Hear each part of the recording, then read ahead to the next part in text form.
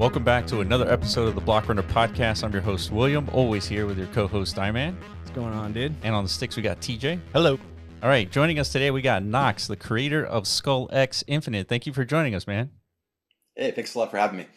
For sure. Yeah, definitely. It's been a while since we have like a nice little powwow about ordinals and runes and stuff like that with a creator outside, I guess, of the DMT ecosystem, right? So we see you're getting a lot of like traction and building a big community. You have a lot of interesting thoughts about how to actually do that, right? Especially nowadays, like there's like a lot of competing theses, yeah, about the best way to build these cults, right, in crypto. So we'll get into that, but tell us about your origin stories, man. Like how you got involved as an artist, as an ordinals deployer, enjoyer, whatever, and your background and all of that. Yeah, sure. Well, first of all, I'm actually not the artist. So we actually have our own artist that I'm just more of a management evangelist. You know, you're like the face pretty much. I'm the face. I'm the face of Skullex, and I think people like know me the best. Yeah, no, it's actually a project all the way from 2021. It was started by the artist with you know, this first one-of-one pixel collection that is very much like the theme of our new one. I picked up on it around like October 2021 when, you know, the NFTs craze was just going nuts on Ethereum. And I became a community member because I love the art. I love, you know, the people that you know I was interacting with, and I thought like, okay, this could be something that would be really cool. I mean, I think this is that's a cool thing about Web3 in general. It's just that and something that's super underrated. Like, it's become such a meme to become a community member of something, but it's like this is like this huge value add in my mind, and you know, in a lot of ways. Anyways, you know, that previous team that was running it with the artists kind of slow rugged, got out of there, went on vacation, you know. You know, something just needed to change. So I came on as management in about late 2022. Started working from there. And then, you know, early 23, Ordinals came out. And, you know, we were looking for, I mean, it was kind of like a hype narrative at the time. And we were looking for something to drive back attention to the project, because like, we have great art, we have a great community, we want to get some more attention. So we're like, okay, let's do something Ordinals related. The dev I was working with at the time, I told him he literally like spent 7 days without sleeping trying to understand what this is and how it works. And that's when we got our first collection up, which is now a sub 100K collection called Skullex Cyber Raiders, together. And then things just started going nuts, and you know, the hype started getting crazy, and there was like not a lot of Ordinals collections out there, not a lot of sub 100K ones. So you start diving deeper into the ecosystem and that kind of stuff, and then you start to really realize like just how powerful this technology is and how much meaning it has compared to, and depth compared to like other forms of non-fungibles.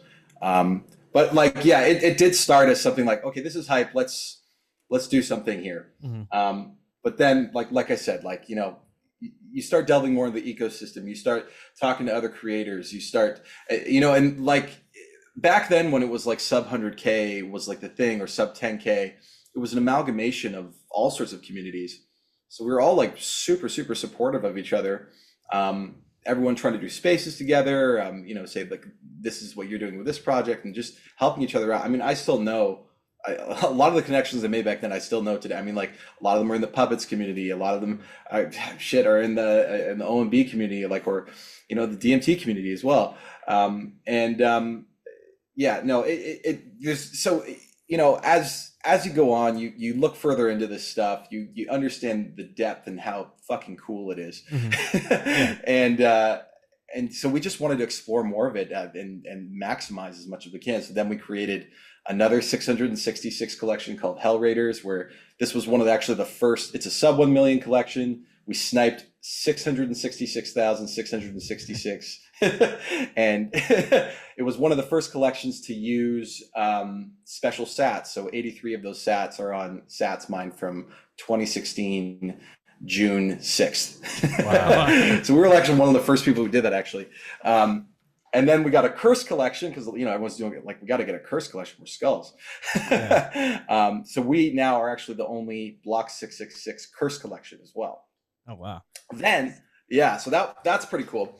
And then we decided, okay, we need to get a lot of our artwork off of Ethereum. We need to get it onto the Big Daddy chain. We are an Ordinals project now. Yeah. So we worked on teleburning our original project from 2021 over to Ordinals. So now we have about 75% of that teleburned over. And it's actually the earliest project in existence to teleburn over. Like, this is pre-OCM, it's pre-Bored Apes. It's March 2021 this project's from. So that's Skullex Origins, that's that collection. So how many pieces to that collection are there? So in the Origins collection, there's 580, I believe, right now. Okay.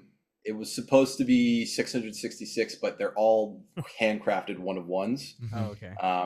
So it's something that was like a lot for the artist. Yeah.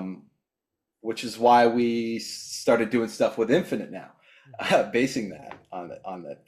And I can get into that a little more if that's what you want to go that route now, or if you. Well, it's interesting to hear about the teleburning, like, I guess, migration. Yeah. Because I remember when we talked to Danny Yang, we had him on the podcast probably like a year ago, a long time ago now at this point. He was explaining to us about like this thing that he was, I guess, a process that he was formalizing for his community, right? Because I think they did the same thing essentially with the on-chain monkeys from Ethereum to Bitcoin, and we're like, that sounds like a good idea and probably something that would be leveraged, you know, many times into the future, contingent, I guess, of like some mass migration from Ethereum to Bitcoin on the NFT side of things, right? So, yeah, it's interesting to hear that you got, what did you say, 75% of your origin community to actually traverse over onto Bitcoin. What was the main like selling point? How did you convince them all to do that? Because, you know, in this day and age, crypto is very tribalistic, and people don't like to just like do stuff like that, right? Yeah, it was tough. I'm not gonna lie. There's a lot of people that were part of that, or holders of that. They're like, well, this is on Ethereum. This has provenance here. We should stay here. But I showed how using the teleburn, like the built-in teleburn protocol within Ordinals, can actually maintain that provenance and then make your data immutable on top of that, and add different value layers as well through rare sats, transaction ID, customization, parent-child provenance. So, I mean, we use like the bare bones directly through the Ordinals protocol. We minted the whole collection, or inscribed the whole collection, and then got everyone to find each teleburn address for each ordinal that we created, and got them to use that specific one. So anytime you look one up, any of the origins, you can look at the teleburn address and then plug it into OpenSea or the Etherscan or whatever. Then you can see where it came from, who was the holder. It has that chain. But you're right, it was very hard convincing people. I actually created like a snapshot vote in order for everyone to actually have a say in what they were doing, and it took a lot of talking to people and getting them to understand the levels of value that you can add with Ordinals. And also, I should say that first collection was an OpenSea collection.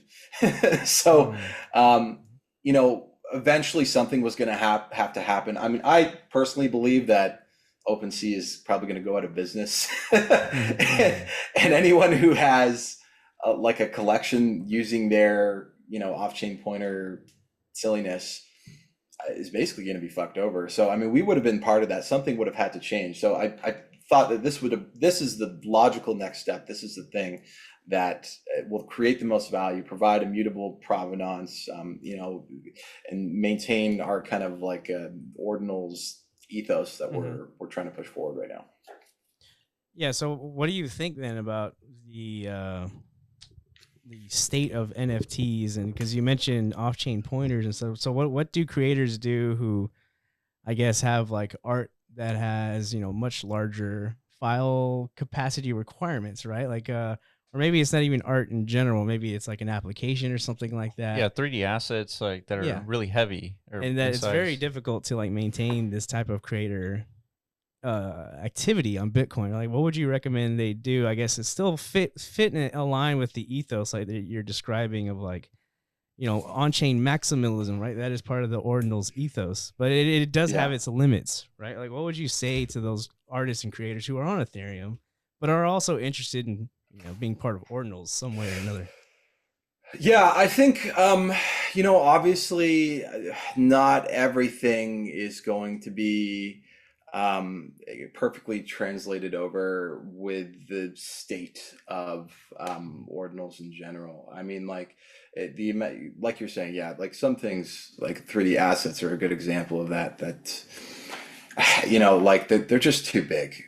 So yeah, what do I suggest? I mean, for anyone, it's hard for something like a 3D asset or something like that. I don't know I mean, but there are some very interesting techniques for file compression that a lot of people artists have utilized and can utilize. And I mean, okay, so using AVIFs is a really good example of something, and playing with that, playing with a lot less.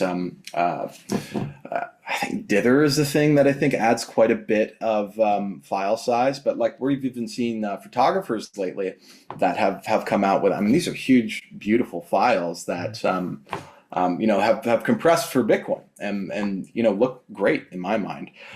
So there is ways around it. There is like techniques you can use, like recursion, that will allow for people to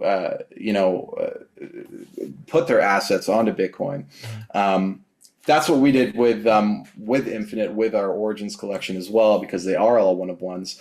We actually created grids of these things, and if you have, since they're all themes, they usually have the same like colors and that kind of stuff, and that essentially reduces the size of everything substantially. And then we can call to that in each individual ordinal with using recursion.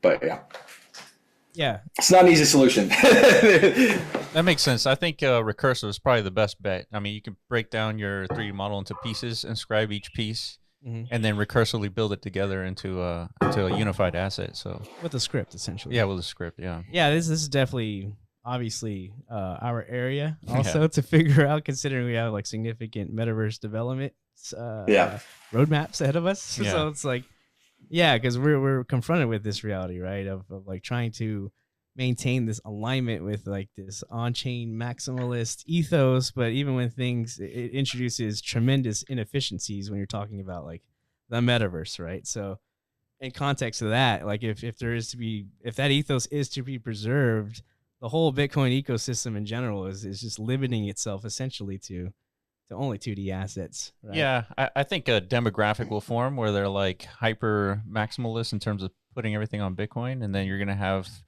people interested in Bitcoin, but not everything needs to be like all the assets need to be on Bitcoin just because you want to fulfill a particular demographic, right? So yeah, I guess from our perspective, that's like a good thing, right? It's like the demographic is broadening and the interpretation of value as well broadens with that. So it's like a market, Absolutely. Yeah, market maturation point, right? So yeah, I'm curious. So talk a little bit more about this collection coming up in a few days, right? When is the launch of? So we are on the 28th. Yeah, we're launching with Magic Eden. So that will be on Monday. So you guys watching this, it'll be Saturday, most likely. Saturday. So 2 days. Yeah. Yeah, it'll be on Monday. So a couple of days from now, this will be on Magic Eden. Yeah. So what's your thoughts on like the Ordinals like launch? I guess the market, right, of Ordinals itself, because just like everything, like runes has these up and down moments where all of a sudden, like runes are hot. Maybe it's like correlated to some sort of the market discovering a new meta, specifically in runes. So like, does that same thing happen in like the NFT market? You think of Ordinals, like? What are your Yeah, thoughts around absolutely. that? Absolutely. Markets, especially crypto markets, are very volatile. Yeah. But if I would say that I think that ordinals in general have the best narrative when it comes to NFTs. Period. If you were to compare it to Solana or Ethereum or whatever, do you want your digital collectible on digital gold, or do you want it on silver or copper or whatever? And obviously there's liquidity on Solana, there's liquidity on Ethereum, but I think that like when push comes to shove, things are going to it's a Bitcoin black hole theory. So all sorts of like anything Bitcoin related assets in terms of collectibles, DMT is a great example of that as well, obviously, it's going to converge back into that. And okay, in the short term, obviously, like the market is not amazing right now. But what I do see happening very soon is a lot of different catalysts that are going to bring a ton of liquidity into our ecosystem and just have people explore this. Because I mean, that's reality. That is what happens. Like liquidity enters the ecosystem. People's like, oh, I need to understand what this is, how it works. And then they start understanding the grander scheme of things. So it's kind of the devil we have to deal with. But in terms of liquidity, runes. I think that largely we are going to see a sex listing on runes soon. I don't know if it's going to be dog or Billy or pups or whatever. Yeah. But I think that last year is essentially just repeating itself. The BRC20s, Ordinal sats got listed on Binance. Liquidity flowed throughout the ecosystem. Everything went nuts. Mempool went crazy. Ordinals went crazy. Everything. I think similarly that's going to happen again. I don't know which one it's going to come to. R6 maybe, who knows? But short term, I think that's going to happen. That's going to bring a lot of liquidity into the ecosystem. People are going to want to degen, experiment with the protocol and learn about this stuff. On another scale, I think a Trump victory could do very well for us. Yeah. We don't need to get into politics, but just like, I mean, either way, like, Kamala, Trump wins, like, Trump's probably like, especially since he's saying that he wants to create a Bitcoin reserve. Yeah. That will have cascading effects across our entire world. Tons of liquidity is going to enter crypto in general. And we know what happens historically with that. Bitcoin goes up, everything goes up. Altcoins, everything, NFTs, you name it.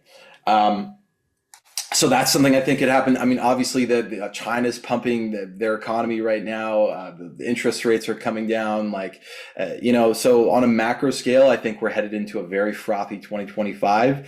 And launching our collection now, I'm thinking that I want to create a community, a cult-like community. Not that I don't already have one. I do have a great community already, but I want to expand that.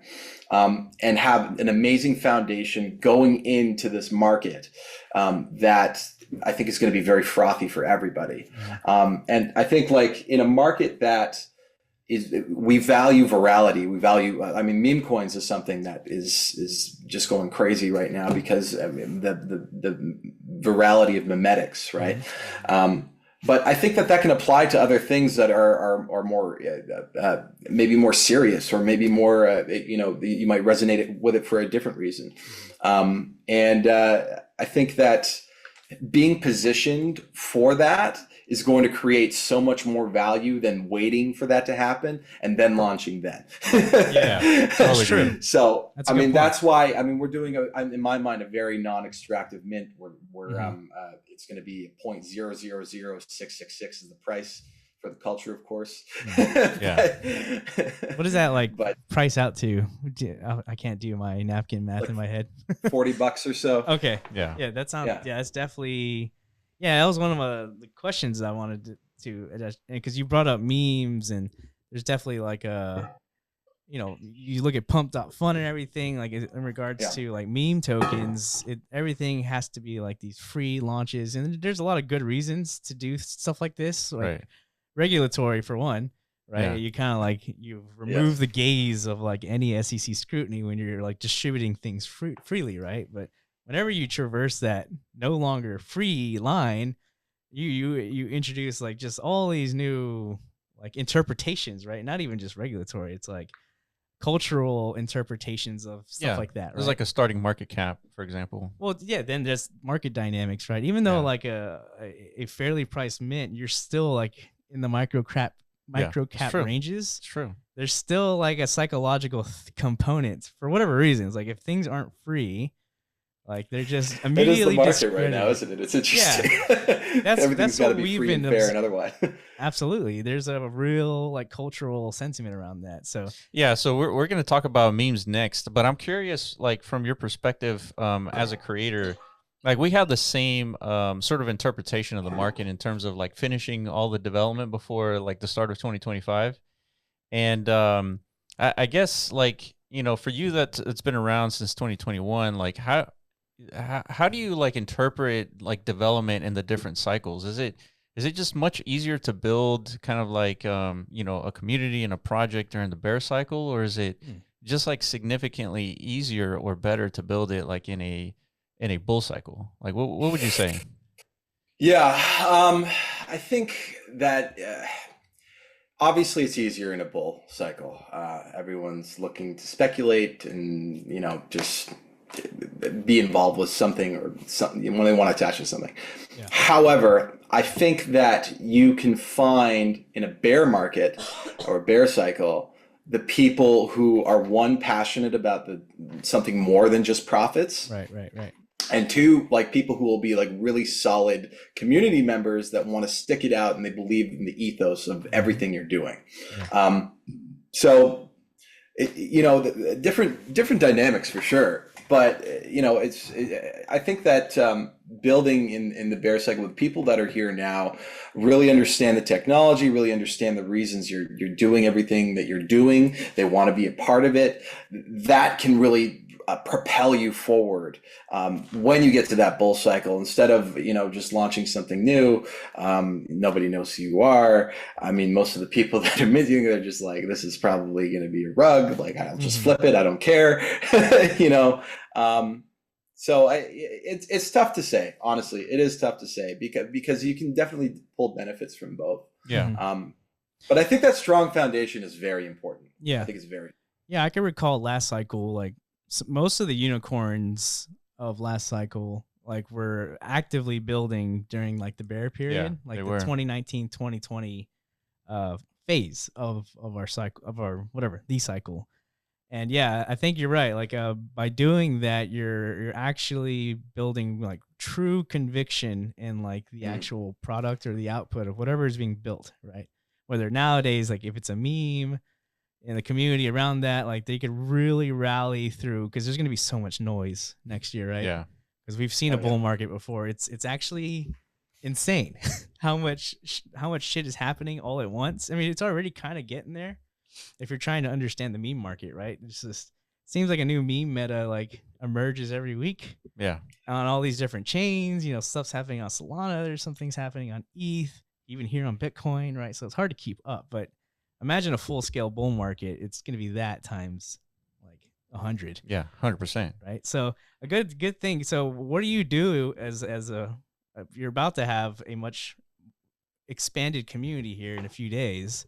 Like, so what becomes like the responsibility or like the duties in preparation for like this well-known future horizon, right? Like, what do you do as a community, as a manager, post the launch of your collection?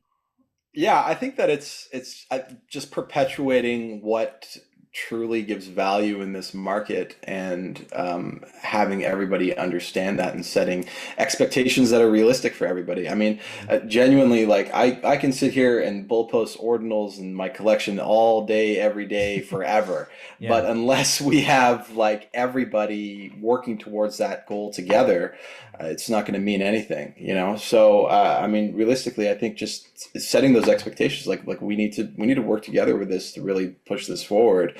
Yeah. And I think that we need to also just set this ethos of understanding why the protocol and having assets on Bitcoin in general is important, and pushing that forward as well.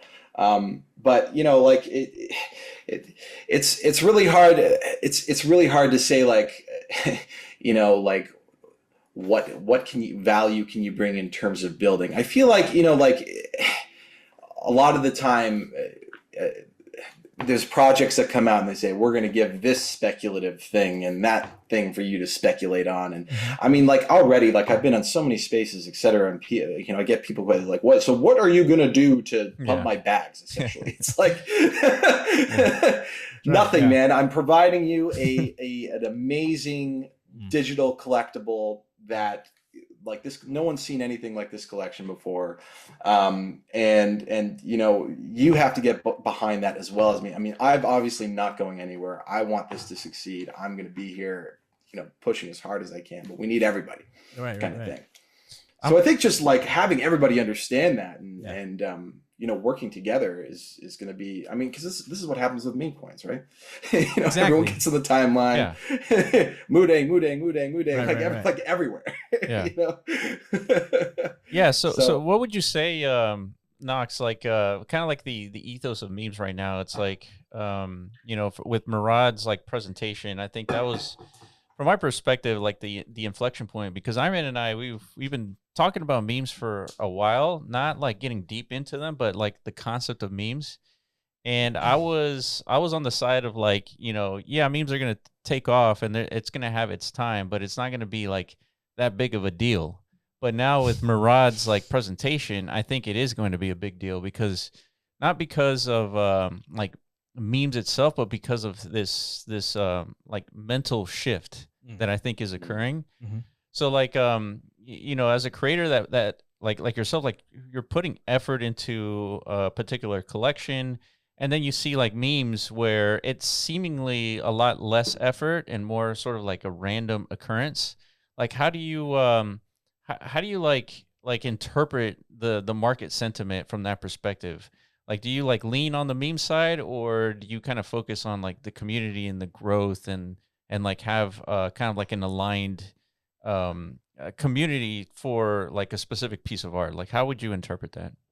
I think that you like the market is never wrong, you know? So, I mean, if everyone's like, this stupid meme about this stupid thing is pumping and everyone loves it, that's it. That's the market. Don't fade it. Get on board. Like, talk to your community about it. I think a big part of like having a community is, you know, I mean, making money together, really.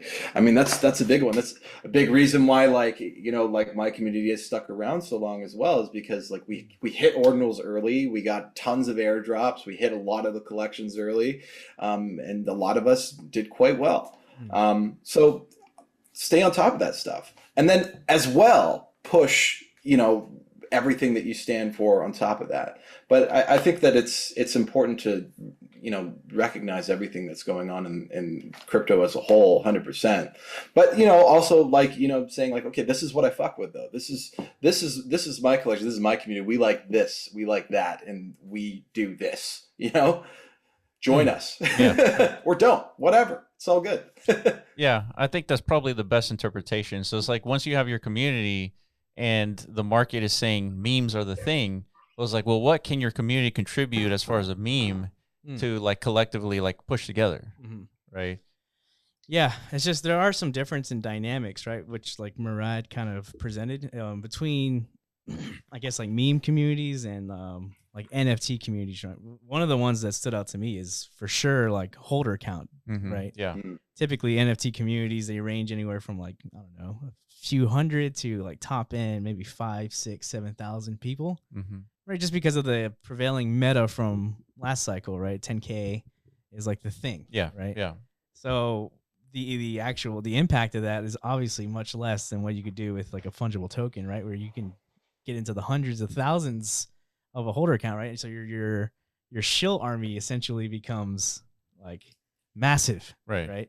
So yeah, it's that is the difference I see. But yeah, as far as like aligning a community, it definitely seems very similar, right? But in the NFT space, I think it offers something different, right? Like identity. the identity component, right, has always been like an interesting thing to related to NFTs, that fungible tokens. I mean, I guess there's some identity association there. It's like we're all part of this one overall thing, right? Yeah. So like, but you can't really wear that like you can an NFT, No. right? That's the difference. But yeah, it's interesting to talk to you about this because we're like deeply studying this like meme market. I think everybody is right now. It's like to kind of understand. You'd be silly not to. Yeah, I agree. It's kind of like foolish not to understand what's happening in the mind of like everybody in this space, right? Because I think you said it best. We call the market the invisible hand, right? I don't know if we pioneered or coined that term. No, we definitely did not. Okay, whatever. But studying that invisible hand is very important because you can essentially kind of predict the future in a sense by doing so. But yeah, like, so what do you see like in context of everything we're discussing? Because we know at some point like memes will falter away. Yeah, they will die. Just like most things in the past. Like, what do you foresee? Anything related to ordinals or maybe the Bitcoin ecosystem in general, or something beyond that you think might resonate as much as memes are today? What do you think?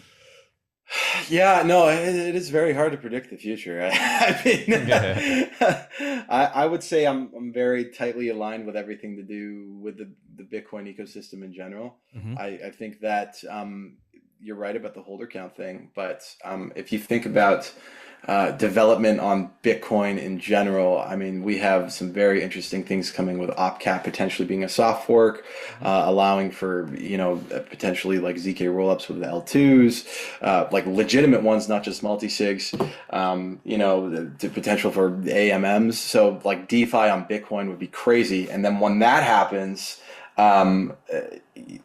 the mempool starts going nuts, right? And what happens then? All your digital collectibles, all the ordinals that are already there, proxy kind of gain in value because you can't you can't inscribe for that much. It's a lot of the same issue we were talking about before with like Metaverse assets, for example. You just can't do it because it's just so expensive. I mean, for example, like we spent actually 2 Bitcoin inscribing this collection. We were like very convicted in the art and everything we did but like, to do that in an environment where the mempool's at like 300 sats per VByte, like, every block, it's just, I don't know, what do we spend, like 20 Bitcoin at that point? Like, it's just insane. Right. It's not possible. But like, what have we seen that do in the past? We've seen the existing collections run, I mean, especially the ones that are quality, because people are like, okay, well, we can't launch these degenerate memes anymore. So I mean, like, it's very hard to tell what is going to happen. I think that in general, like being positioned in the Bitcoin ecosystem in general, like anything with the Bitcoin ecosystem in general, you're doing well in this current point. And I think that meme liquidity will shift. It'll go back and forth, and Yeah. Well, I think you're already off to a head start just because I don't know. We appreciate like public faces. Yeah. I think it's a big deal sure. that you're actually like, people can see you, they know who you are, right? You're not just like another Anon horse, which I mean, they're obviously super powerful as well, right? Yeah. But you're harboring this, and because the task really is, like you're saying, is building a very strong community, cultivating like a belief in something, and positioning is very important, like you're saying, and authenticity is probably like the most important thing, right? 100%. That is a huge one. Yeah. And that's why, I mean, I did everything to be as honest as I possibly can about this entire thing. We priced it cheaply. We actually inscribed the design document on how we did everything. We actually, we can get into this in a bit, but like we actually trained an AI on that original collection to kind of create this new form of generative collection, which is why I say it's like something like, because the entire thing is one of ones. But authenticity is like number one in my mind, because we are in a sea of scammers and pump and dumpers. And I mean, we see what happens with a lot of those projects.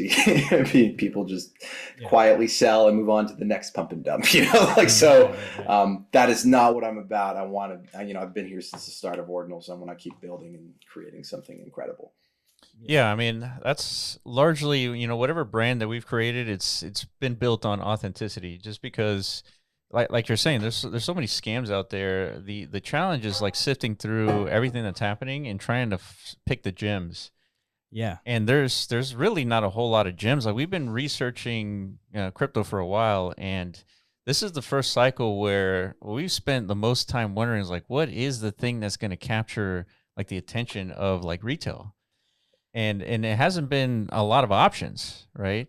Yeah, well, memes are definitely overtaking that Yeah. that potentiality, right? Because we know like clock is ticking. Right. At any moment, Bitcoin is gonna just do this God candle thing, right? Where it's just gonna start going like forever up. Yeah, Seems like that's the gunshot. That's like it starts. Yeah, and then What? yeah. So typically, like actually, last cycle, like right now, it would be happening. Yeah. Right. We looked at the charts. Right? Yeah. So like right now, Bitcoin is doing its God mode. So by that time, we were remembering, it's like, yeah, everybody kind of knew NFTs at some point were going to catch on.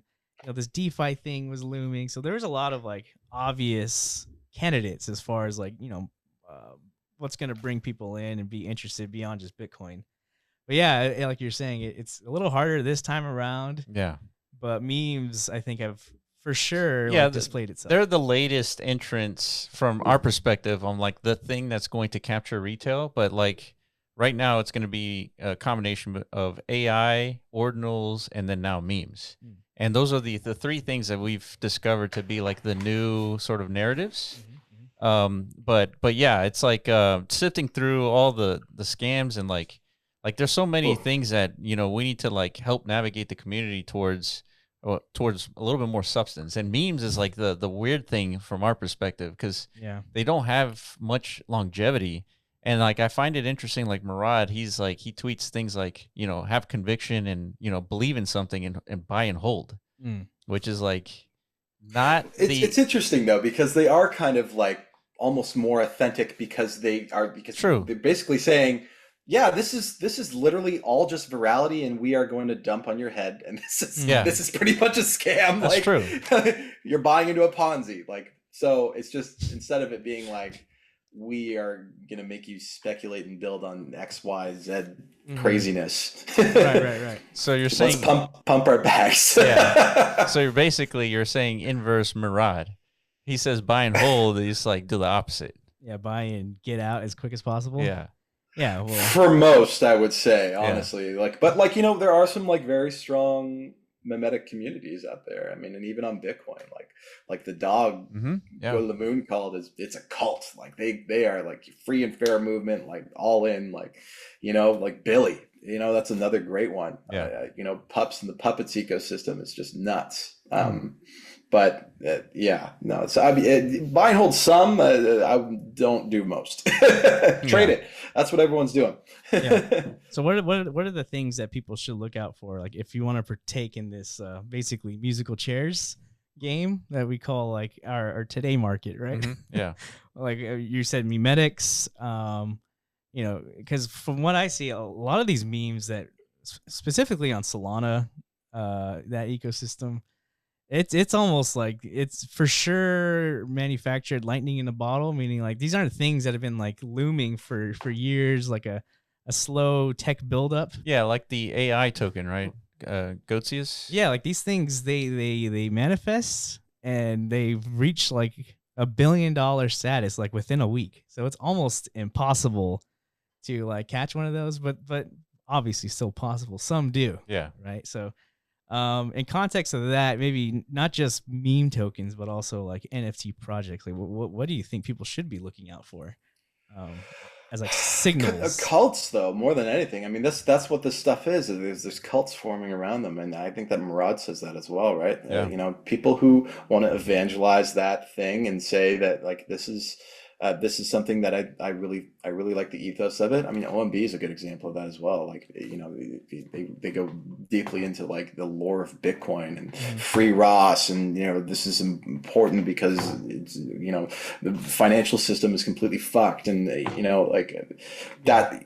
I think if you could find those communities in general, like it doesn't have to be a meme necessarily, but I think it does have to be people like just have a group of people that are passionate about it, whether it be development or the ethos or anything. You know. So essentially, and that data comes from what they call the trenches, right? Which is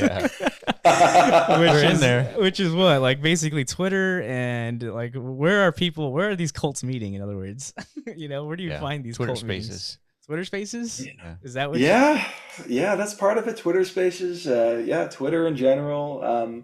Obviously, you guys are plugged into a lot of stuff, so watch this podcast. That's a good one. Podcasters, Podcasters. That's another one. Like, which of these cult groups has a podcast leader? Every week, dude. Saturdays. It's interesting.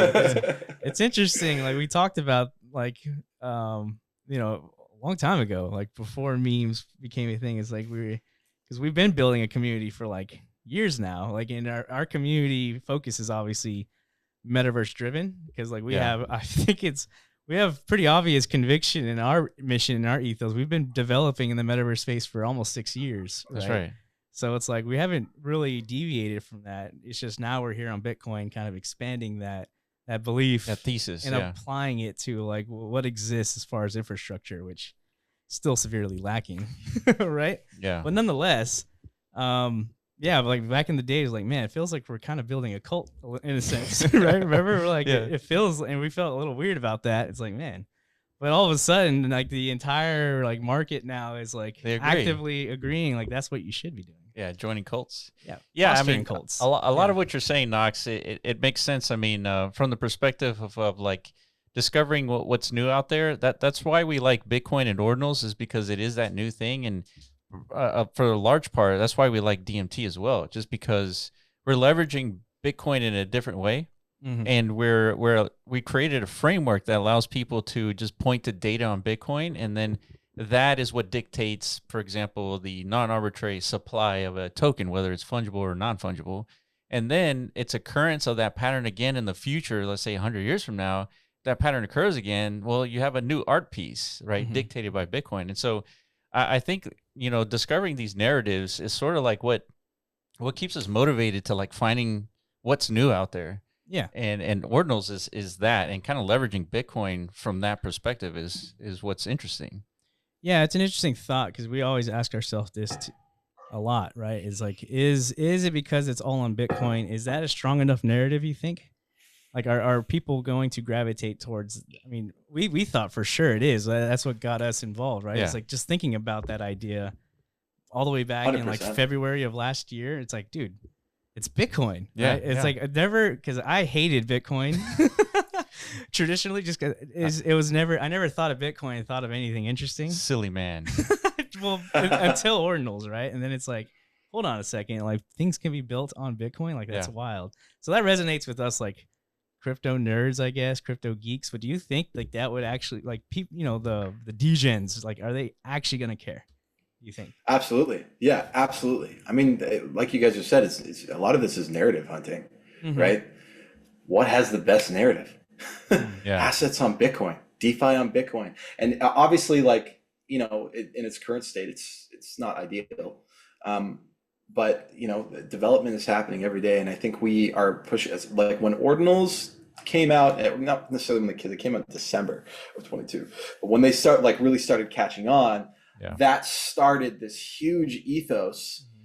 You know, in waves across the entire ecosystem. It's like, hey, we should be developing on Bitcoin. We should be trying to implement some form of smart contracts. We should be doing this stuff, because, you know, ultimately, like, what is going to bring the most value? Bitcoin in this entire ecosystem, like the crypto ecosystems. Like, you want to have your assets on Bitcoin. So absolutely, I think this Bitcoin 2.0 narrative is going to attract all sorts of people, and especially, you know, we need more development, we need more liquidity, and I do think those things are coming. And I do think that that's going to make a lot of the people in the Solana trenches, as we put it, start recognizing the value behind what we're doing here. And, you know, and I think that in a large way, like, that does attract retail as well, because that's, when you have degens doing all sorts of stuff, and there's people in there that trickle out of that actually like start to really appreciate it. I mean, I think like OMB actually, the community started from Solana. Like ZK Shark was like very large into Solana. A lot of them came from there, and look at that community. You know what I mean? And these things I'm convicted in the fact that they will happen. Yeah. It might take a bit of time, but I think we're here for it. And I think if we see something like the Opcat soft fork, that's going to really change the whole game for all of us. It makes sense. I mean, when you have an institution like BlackRock adopting Bitcoin and all these like other institutions as well adopting Bitcoin, like it just makes sense like to build on top of Bitcoin from like a DeFi perspective, a Metaverse perspective, and like all these like different angles that we're sort of used to in these different blockchains. Like we should bring all this to Bitcoin in however way we can, whether it's like a soft fork or whatever. It seems to make the most sense. So like I guess kind of like zooming out a little bit from like specific Ordinals art projects, like what are your thoughts on what's happening with Bitmap? That is sort of like a meme token from one perspective, where it's an NFT, but it has essentially like almost 45,000 holders with such a large supply. I think this is one of the first times we see such a large NFT kind of project have so many holders. Like I guess like from a degen's perspective, like how would you like assess something like that?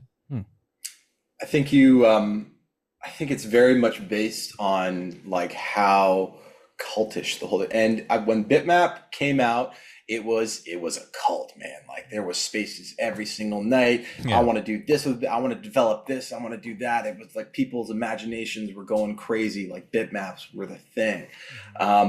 I think that a lot of like market sentiment has shifted towards memes in general right now. Sure. So we're seeing a little bit less of that, but I do think it has the potential to come back when liquidity starts getting frothy. Like, oh, here's a new narrative with 45,000 holders that we can bootstrap and push, to do like some really cool stuff with Bitmap. So I think the potential is definitely there, but I think that kind of excitement and cultish behavior behind it does need to kind of make a comeback, because I don't think it's as strong as it was when we were in the earlier days of Bitmap, in the current state at least. But you can say the same thing about Ordinals in general, or whatever. Basically everything. It's hard to sustain any like level of like mania, euphoric energy, right? Yeah. Typically euphoria is a signal of like, get out.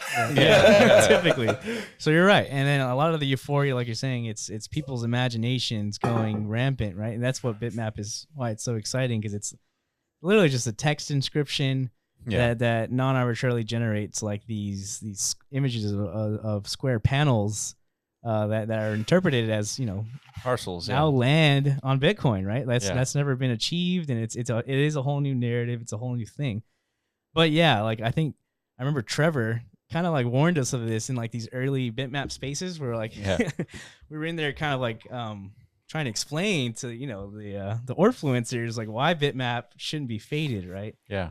It's like you're saying, there's a cult-like community here, all aligned under the same premise. Like we're going to build a metaverse on Bitcoin, right? Whether you like it or not. That's right. And there's 40,000 of us, right? But he's like saying, you guys are going to run into execution risk. Like how? Yeah, because like the reason why the rest of the Ordinal community is kind of like not paying attention is because we're going for the lower hanging fruit, right? Like the things like delivering JPEGs, delivering meme coins, whatever. Right? It's less execution risk, like Murad says. That is where the pendulum has swung to as of right now, right? Yep. He's literally saying, don't make products. Remove products from your token offerings. The only thing that's valuable is your community and your token. Yeah. Right? Like that is the current pendulum. But you're right. Like at some point that will exhaust. People will become disillusioned by that because it's not sustainable. Yeah. And the pendulum will swing in the other direction. And like you're saying, these cults that are, I guess, will be present to kind of like capture that momentum in the other direction. Right? Yeah. Like, hey, there is a metaverse here that is being offered to you guys where you guys can come in and actually be present as a community, right? Yeah. Stuff like this. So yeah. I think what you're saying is really important in terms of imagination, Mhm. and I think that drives a lot of passion and then even speculation and whatever, and to see the potential of something like that was something that I like really resonated when I first got into NFTs in general.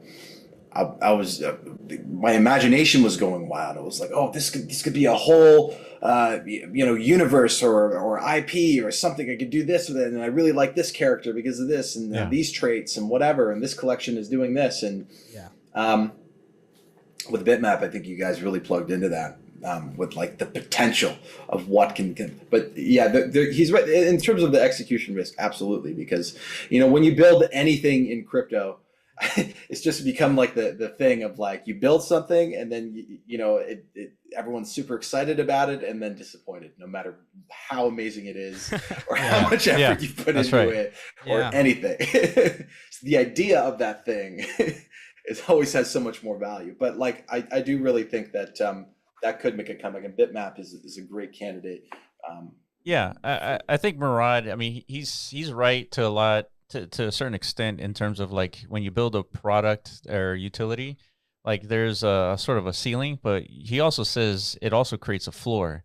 And really, like from my perspective as a creator and a builder, I like thinking about things as from the floor perspective, not in terms about the price, but what does the community do? Because ultimately, like these assets, they're going to persist after the euphoric phase. So it's like, what do you do after that euphoric phase? Do you just like stop making YouTube videos? Do you just like stop tweeting? Like, what do you do? It's like, that's why we like the metaverse a lot, because ultimately there are macro conditions that are eventually going to lead to everybody existing in the metaverse anyways. I mean, whether you believe in that or not depends on, do you believe in AI and automation and like all this stuff, right? And so like after this euphoric phase, what is everyone going to be doing, right? Do we just leave Twitter, or do we actually like do something, right, and build? And so that's why like the metaverse creates that foundation to where people have something to do. Right. That's why we like it so much. Yeah. Yeah. 100%. With the prevalence of AI, like metaverse assets are only going to get easier to create, and 100%. It's going to, I don't know, I think we're about to see like this huge boom in just virtual assets in general, and just as creation becomes, I guess, decentralized in a sense, because anyone has access to ChatGPT, for example. I mean not that that's like the best thing, but for sure. I mean, you mentioned earlier that you're kind of leveraging AI tools to kind of build your collection as well, and so like we're already starting to see that happening, right? So we're just expanding that beyond like the 2D realm into 3D realm, and we'll see where that goes. So I guess ultimately give us your bull thesis on just like the ultimate takeaway on ordinals is it's like when we have like the new retail entering the ordinal space, like how do you navigate like new entrants? Like do you really start from the point of like explaining what ordinals are as like artifacts on Bitcoin, or do you like essentially vibe out and say it's more a culture thing, and it's like, and it's on Bitcoin? Yeah, I think you have to kind of like hone in on both of those, really, because I mean, it's digital collectibles, digital artifacts on digital gold, and for retail, you really have to simplify that in the sense of like they're NFTs on Bitcoin, right? Yeah. You got NFTs on Ethereum and NFTs on Solana. This is on Ethereum, or sorry, this is on Bitcoin, which everybody knows, like grandma knows what Bitcoin is at this point. Yeah. So I think like to retail and that, and then once you start like okay, you start explaining that, they're like, oh, okay, that makes sense. Then you start getting into like, okay, they're on chain. Okay, the data is immutable. Okay, we can use different sats as a canvas, or there's a lot of depth you can explore with that, and then you can get into the culture aspect of it. Like, why is Bitcoin important in general? Why are economic systems completely fucked? Right. And now then you understand the value of Bitcoin itself, and then the value of why a collectible on Bitcoin would be so much more valuable because of the value of Bitcoin. So there's a lot of areas to explore with that. I don't know if there's necessarily. I think you do really have to simplify it though, if we're talking retail, 100%. Yeah. Yeah, I totally agree. I mean, we're struggle with that. Trying to explain DMT a lot, and we have to start with like why do anything first of all, and then it's like why do it on Bitcoin, and then we kind of go off from there. Yeah, exactly. Like why is data at any level like interesting to anybody and should be incorporated into like the considerations of creating digital assets, right? Like, so we're tasked with, not just on the ordinals front of things, right? This is why we keep asking people like, what is the best way to approach, I guess getting people to understand the value of Bitcoin beyond just what Bitcoin is, like as like a money transfer system. Yeah, even then it's like trying to explain. That's tough to people. Yeah, exactly. Yeah, but that's been around. I mean, there's quite a force like pushing that nowadays, right? Yeah. like you're saying, BlackRock's pushing that. Yeah. You need the Michael Saylor sigh for that one. Yeah. Yeah. So like we got that covered, right? We don't really have to let them do that. Yeah. It's working swimmingly, right? Yeah. But like this whole new paradigm, like this is going to be the first time retail is going to like hear about that. Yeah. And some people are going to like not agree with it. I think most people will completely love it.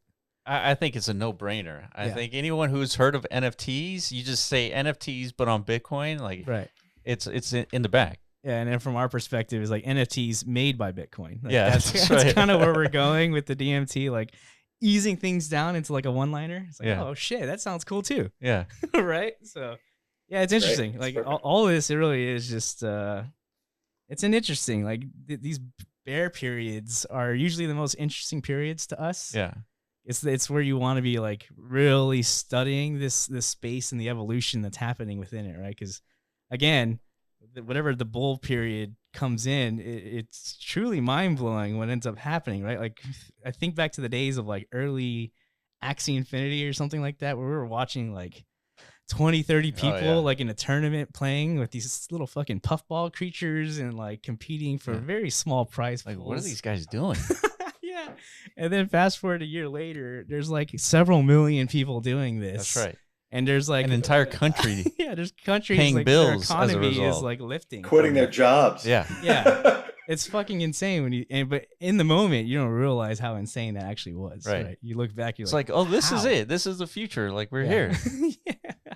Yeah. So that happens, and it's gonna happen again. And so we're here for it. But yeah, thank you, man, for sharing what you're doing. Any last words you want to like kind of put across for our audience, people who are trying to learn about ordinals and making a determination, should I care or not?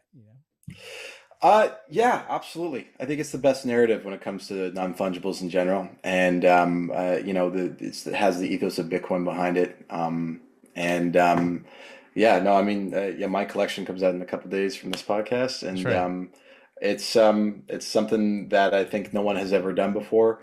It's probably the most diverse collection ever on Bitcoin, well, even like in general, just because being able to leverage AI and using it with our working with our artists and an in-house AI expert to train our models and create something that's very unique.